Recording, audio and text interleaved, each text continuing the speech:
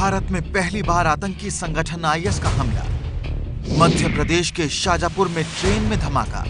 Train धमाके में 9 लोग घायल। धमाके के बाद शुरू हुई आतंकियों की तलाश। एमपी और यूपी में आईएस के 6 संदिग्ध गिरफ्तार। लखनऊ में 11 घंटे तक चला एनकाउंटर। लखनऊ में आईएस का आतंकी सैफुल्लाह मारा गया। नमस्कार, स्वागत है आपका एबीपी न्यूज में। आपके साथ मैं हूं नेहा पंत। पिछले 24 घंटे के दौरान मध्य प्रदेश से लेकर यूपी तक जो कुछ हुआ उसने पूरे देश को हिलाकर रख दिया है। मध्य प्रदेश में ट्रेन में धमाका हुआ तो जांच की कड़ियां उत्तर प्रदेश के लखनऊ तक पहुंच गई। लखनऊ में खतरनाक आतंकी संगठन आईएस के आतंकी सैफुल्लाह का एनकाउंटर हुआ। कानपुर का रहने वाला था सैफुल्लाह और अब उसका परिवार कह रहा है कि वो अपने बेटे का शव नहीं लेंगे। लखनऊ के एनकाउंटर में मारे गए सैफुल्लाह के पिता सरताज अहमद ने कहा है कि वो अपने बेटे का शव लेने नहीं जाएंगे। सरताज ने कहा है कि वो देशद्रोही है, वो उनका बेटा नहीं हो सकता। सैफुल्लाह के भाई खालिद ने बताया है कि पुलिस के कहने पर उसने सैफुल्लाह से बात की थी और सरेंडर भी करने को कहा था, लेकिन सैफुल्लाह नहीं माना और आखिरकार मारा गया। तो सैफुल्लाह के भाई खालिद का भी बड़ा बयान आया है और सैफुल्लाह के भाई ने कहा है कि एटीएस के कहने पर उन्होंने सैफुल्लाह को सरेंडर करने के लिए कहा था, लेकिन जैसी एबीपी न्यूज आपको जानकारी भी कल दे रहा था कि सैफुल्लाह ने कहा था वो मर जाएगा, सरेंडर नहीं करेगा, और यही हुआ। 11 घंटे की मुठभेड़ के बाद सैफुल्लाह मारा गया और अब परिवार शव लेने से इनकार कर रहा है और कह रहा है कि जो देशद्रोही है वो उनका बेटा नहीं हो सकता। आतंकी सैफुल्लाह के पिता सरताज अहमद ने अपने बेटे का शव लेने से इनकार कर दिया है। कानपुर के रहने वाले सरताज अहमद ने कहा है कि जो देशद्रोही है वो उनका बेटा नहीं हो सकता। काम नहीं करता था, वो काम ना करने की वजह से एक दिन मैंने उसको पिटाई कर दी और उसे बहुत डांटा। बस उस दिन से वो करीब 2.5 महीने पहले वो यहाँ से बगैर बताए हमको चले गए यहाँ से। वो इतना कह गए ऐसा है कि हम लोग जा रहे हैं मुंबई और मुंबई से जो है फिर हम लोग जो है अपना पासपोर्ट वीज़ा मिल जाएगा, अपना निकल जाएंगे सऊदीया। जो देशद्रोही है वो हमारा बेटा नहीं हो सकता। बहुत सीधी बात ये है, हम ये पसंद ही नहीं करते हैं।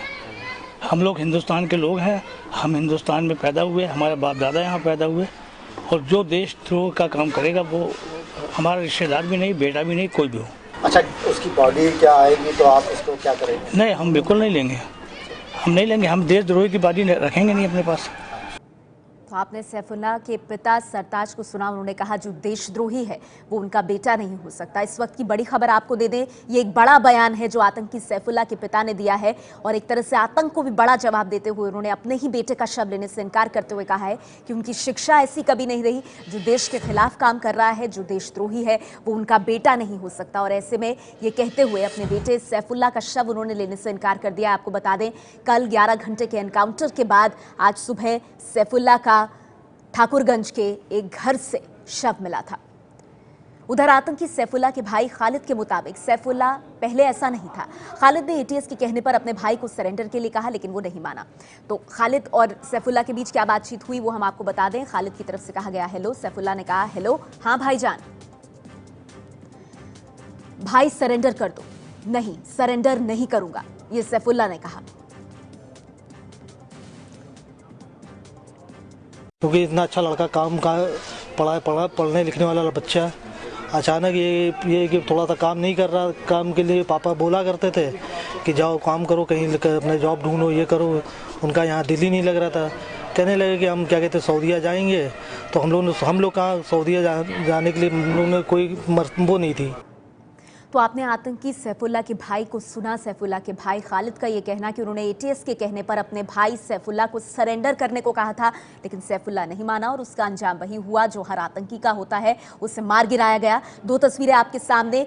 ये बड़ी घटना अपने आप में है क्योंकि ये पहली बार आईएस का इतना बड़ा हमला है भारत के ऊपर। एक संगठित मॉड्यूल जिसकी तरफ से ये हमला किया गया, जो ट्रेन में जो ब्लास्ट हुआ, उज्जैन पैसेंजर घटना, और उसके बाद ये जो आप दूसरी तस्वीर देख रहे हैं ये वो असला है जो आतंकी सैफुल्ला के पास से मिला था। इसमें आप नकदी बड़ी मात्रा में देख सकते हैं, आप जिंदा कारतूस देख सकते हैं, बम बनाने का सामान मौजूद था, चाकू छुरी कई तरह के हथियार वहां पर मौजूद थे। तो ये तमाम असला लेकर सैफुल्ला उस कमरे के भीतर बंद था। उसने सरेंडर करने से इनकार कर दिया। उसके बाद यूपी एटीएस ने अपनी कार्रवाई की और ढेर कर दिया सैफुल्ला को।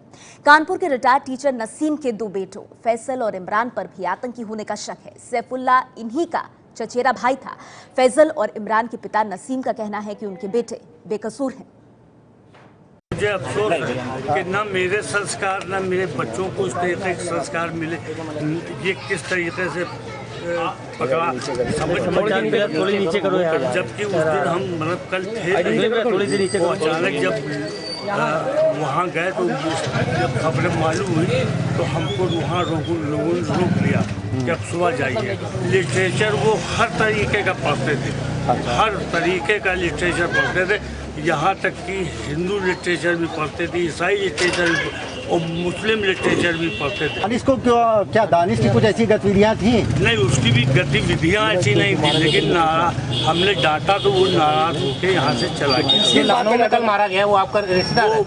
भतीजा होता है। आपका भतीजा है? भतीजा है, लेकिन वो ना तो हम ऐसे लोगों से जो देशद्रोही हो हमारा कोई रिश्ता नहीं। इसलिए कि हम देश से प्रेम करने वाले, हम जैसी हमारी संस्कार है हम वही इनको देना चाहते हैं। इसी वजह से हम लोग बाहर के रहने वाले थे। आपको बेटे उम्मीद थी कि आपके बेटे ऐसे हैं? नहीं, हमारे बेटे ऐसे है नहीं। ये तो जबरदस्ती उनको फांसा गया है। सैफुल्ला आपका कौन लगता है इस टाइम? भतीजा भतीजा लगता है। देवर का लड़का।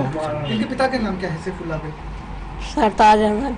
ये क्या करते थे? एवरेस्ट में काम करते हैं। तो आपने मां और बाप दोनों को सुना। आपको बता दें, दो संदिग्ध जिनको कानपुर से हिरासत में लिया गया है, पिता का ये कहना ऐसी शिक्षा कभी नहीं दी थी और मां का ये कहना कि हमारे बेटे ऐसे नहीं हैं। आपको बता दें, इस एनकाउंटर पर कांग्रेस का भी बयान आया है। सुन लेते हैं बड़े नेता पीसी चाको ने क्या कहा है। After the train accident in UP, months later, when the election campaign was there, the Prime Minister said that it was a terrorist plot.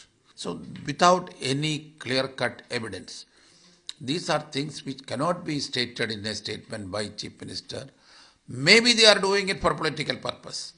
Political purpose means communalizing the country. Mr. Chauhan or Mr. Modi or Mr. Amit Shah for that matter, everyone is engaged in this game of dividing the society.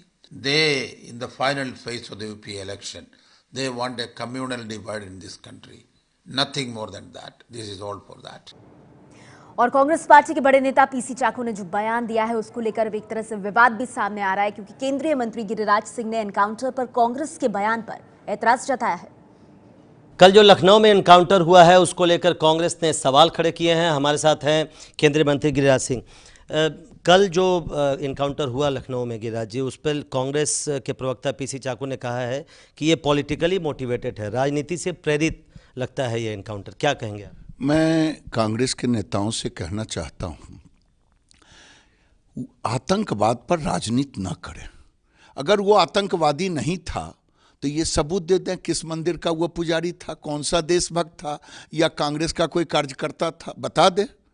उसका बाप कह रहा है, पिता उनके कह रहे हैं कि मुझे ऐसे लोगों का लाश नहीं चाहिए।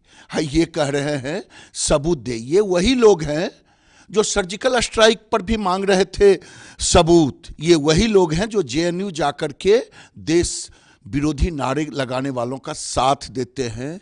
देश की जनता इन्हें कभी माफ नहीं करेगी। वो इसके टाइमिंग पर भी सवाल खड़ा कर रहे हैं। आज चुनाव है, चुनाव के एक दिन पहले ऐसा कैसे हो सकता है, ये पूछ रहे हैं। वो इंटेलिजेंस अगर फेलियर है तो ये उसको चुनाव से भी टाइमिंग से जोड़कर वो देख रहे हैं कांग्रेस। अब ये तो पूछें, जो मर गया उससे जाके पूछें, और नहीं तो जो जिंदा है उससे पूछें। आतंकवादी आतंकवादी होता है, वो किसी भी दिन ये तो था कि आजमगढ़ में प्रधानमंत्री पर रॉकेट से भी लॉन्चर से हो सकता है हमला। तो ये कई ऐसे चीज़ें हैं जो ये बेतुकी बयान ये लोग दे रहे हैं। भारत के साथ खिलवाड़ ना करें, देशद्रोहियों का साथ ना दें। मेरा यही उनसे गुजारिश है। देशद्रोहियों का साथ दे रही है कांग्रेस पार्टी, आपको ऐसा लगता है? और क्या, अगर कोई आतंकवादी के होने का सबूत मांगे, जिसके पिताजी कह रहे हैं हम 100 नहीं लेंगे, आइए सबूत मांग रहे हैं, तो और क्या कहेंगे? आतंकवादियों का साथ दे रहे हैं। ये हर चीज में वोट देखते हैं। कौन हर चीज में वोट ना देखें? देश बचेगा तभी राजनीति होगी। एक आखिरी सवाल, पीसी चाकू ने यह भी कहा कि शिवराज सिंह चौहान ने जिस तत्परता से ये कह दिया कि आईएसआईएस से इसके लिंक है, अभी तक तो इसकी जांच भी नहीं हुई है, इसलिए इस पर सवाल उठा रहे हैं। काहे कोई सवाल भैया? उतने ढेर सारे आर्म्स पकड़ाए, उसके रिपोर्टिंग थे, वो तो बात की चीज है। अभी इस पर भी सबूत है कि वो आतंकवादी था कि नहीं था। चाको महाराज, अब हम तो पूछ रहे हैं कि देना कि किस मंदिर का पुजारी था, कौन सा उद्देश्य भक्त था, या फिर कांग्रेस पार्टी का सक्रिय कार्यकर्ता था, बता दें क्या था। तो लखनऊ एनकाउंटर पर आप देख रहे हैं राजनीति काफी तेज हो गई है। बीजेपी नेता और पूर्व गृह सचिव आरके सिंह भी इस मामले में कूद गए हैं। उन्होंने एबीपी न्यूज से बातचीत में क्या कहा, सुनिए।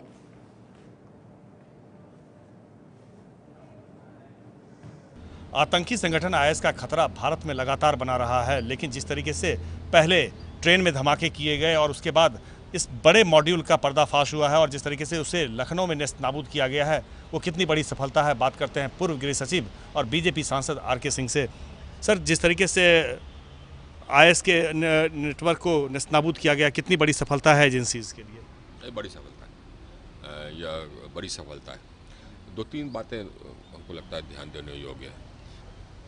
पहली बात तो यह है कि रेडिकलाइजेशन का प्रयास कुछ समय से चल रहा है। इसके पहले भी रेडिकलाइजेशन हुआ, तो लड़के यहाँ से गए इराक और सीरिया में आईसिस के लिए लड़ने के लिए, लेकिन पहली बार रेडिकलाइजेशन के बाद लड़के यहाँ पर एक टेररिस्ट एक्ट को अंजाम देने का प्रयास किया।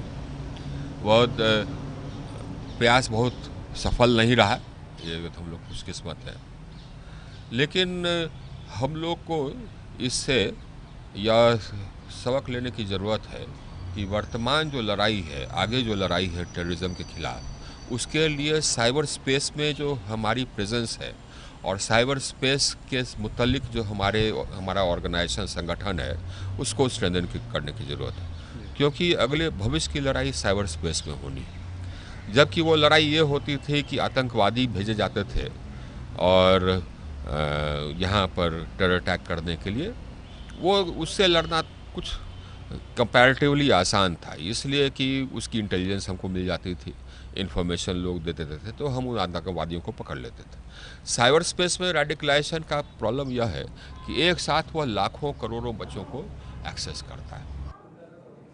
तो लखनऊ एनकाउंटर पर हो रही राजनीति के बीच आतंकी सैफुल्लाह के पिता ने आतंक को बड़ा जवाब देते हुए कहा है कि जो देशद्रोही है उनका बेटा नहीं हो सकता।